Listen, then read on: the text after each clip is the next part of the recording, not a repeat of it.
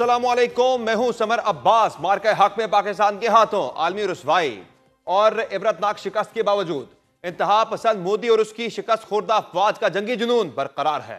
भारतीय फौज की जानिब से ऑपरेशन सिंदूर 2 का इशारा दिया जा रहा है। अहम बात यह है कि इंडियन वज़ीर-ए-आज़म नरेंद्र मोदी ने हस्बे रिवायत बिहार के इंतखाबात से कबल पाकिस्तान दुश्मनी का सहारा लिया है और भारत की शिकस्त खुर्दा अस्करी क़यादत के हालिया बयानात ने खित्ते के अमन को दोबारा दाव पर लगा दिया है। भारतीय army chief general Upendra Dwivedi ने राजस्थान में फौजियों से खिताब के दौरान हर्जा सराई की कि अगर पाकिस्तान दुनिया के नक्शे पर मौजूद रहना चाहता है तो दहशतगर्दी की हिमायत रोक दे। जनरल उपेंद्र द्विवेदी ने भारतीय फौजियों को किसी भी एक्शन के लिए तैयार रहने की हिदायत देते हुए ऑपरेशन सिंदूर के दूसरे मरहले के आगाज का भी इशारा दे दिया है।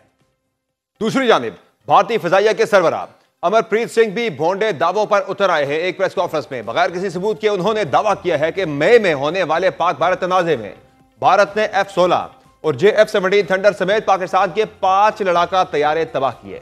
भारतीय अफवाज की इन गीदड़ भपकियों पर वहां की सियासी क़यादत को भी पर लग गए हैं। तभी भारतीय वज़ीर दिफा पाकिस्तान को दी जाने वाली धमकियों में बज़ाहिर अपने होशो हवास ही खो गए हैं। भारतीय वज़ीर दिफा राजनाथ सिंह ने पाकिस्तान को धमकी देते हुए कहा है कि पाकिस्तान याद रखे कराची का रास्ता सरक्रीक से गुजरता है।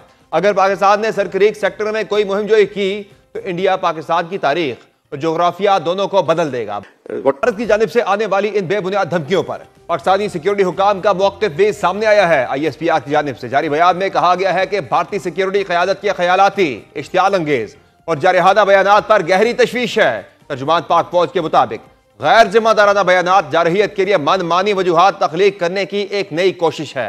ISPR का मजीद कहना था कि इस तरह के बयानात जनूबी एशिया में अमन और इस्तेहकाम के लिए संगीन नताइज का सबब बन सकते हैं।